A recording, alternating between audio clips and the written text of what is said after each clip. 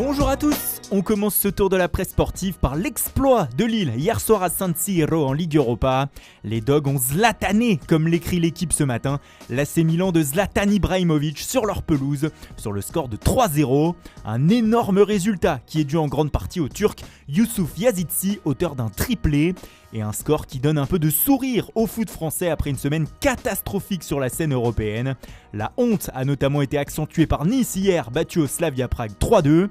Mais le LOSC jeudi soir a sauvé l'honneur. Il a giflé le Milan pour la Voix du Nord grâce à son magicien, rien que ça, Yazidzi. La performance est d'autant plus folle que les Lombards restaient sur 24 matchs consécutifs sans défaite. Avant cet arrêt, cet écroulement pour la Gazzetta dello Sport. Et en plus, Ibrahimovic est sorti de la pelouse énervé. Une soirée à oublier pour les hommes de Stefano Pioli. Le Corriere dello Sport a lui choisi le mot effondrement pour parler de cette défaite ce matin. Le média italien revient sur les performances des 3 clubs italiens engagés hier en Ligue Europa. Outre la défaite du Milan, les 2 autres formations de la botte ont fait bonne figure. Victoire notamment du Napoli 2-1 en Croatie à Rijeka. Les hommes de Gattuso étaient menés 1-0 et ont réussi une remontée en or pour le média.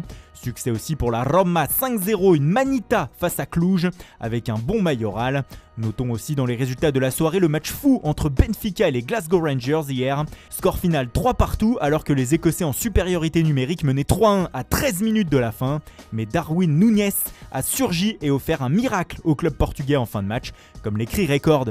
Autre grosse performance, elle nous vient d'Angleterre ce matin et elle est signée Harry Kane.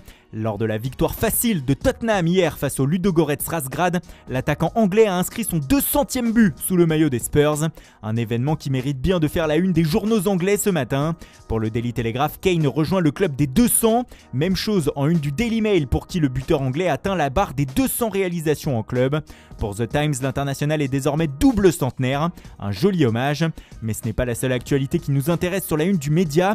Comme on peut aussi le voir, Manchester United fait la couverture car le club serait très inquiet après les nouvelles contre-performances de l'équipe et le board mancunien se demanderait si Ole Gunnar Solskjaer va pouvoir encore une fois redresser la situation. Des inquiétudes qui ont donné lieu à de grosses rumeurs hier. Le Manchester Evening News a dégainé en premier avec une information exclusive expliquant que les Red Devils avaient pris contact déjà avec Mauricio Pochettino afin de remplacer le coach norvégien prochainement.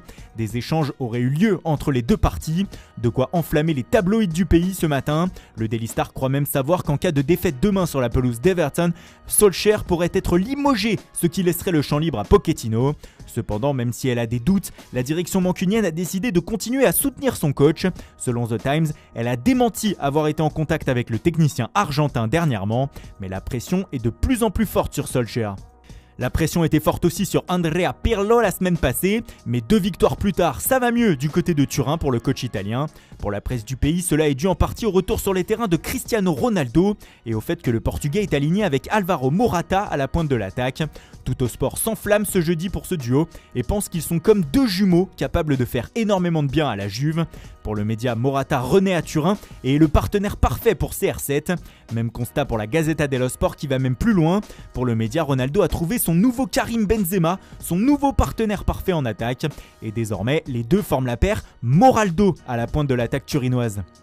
On évoquait brièvement Karim Benzema il y a quelques secondes, qui dit Benzema dit Real, direction donc l'Espagne avec cette une sans équivoque de As ce matin.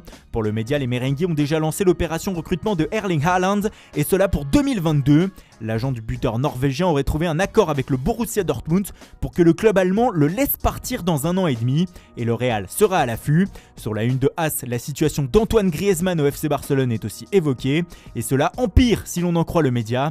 Ronald Koeman aurait perdu toute confiance en lui, le crédit du français auprès de lui serait épuisé, surtout après sa nouvelle contre-performance contre Kiev en Ligue des Champions où il n'a échangé que 12 passes en 1 heure de jeu. La situation devient critique pour le champion du monde, surtout que selon Mundo Deportivo, le Barça veut toujours recruter Memphis Depay et Eric Garcia en janvier prochain, même si comme ils seront libres à l'été 2021, des accords pour juillet essayent aussi d'être trouvés, car le FC Barcelone n'a pas les moyens actuellement pour des indemnités de transfert et doit dégraisser avant d'acheter. D'ailleurs, le quotidien explique que 4 joueurs auraient été placés sur la liste des transferts par le club. Il s'agit d'Ousmane Dembélé, de Carles Alenia, de Martin Braithwaite et de Junior Firpo. Voilà, c'est tout pour aujourd'hui. Merci pour votre fidélité. Bonne journée à tous et rendez-vous dès demain matin pour une nouvelle revue de presse.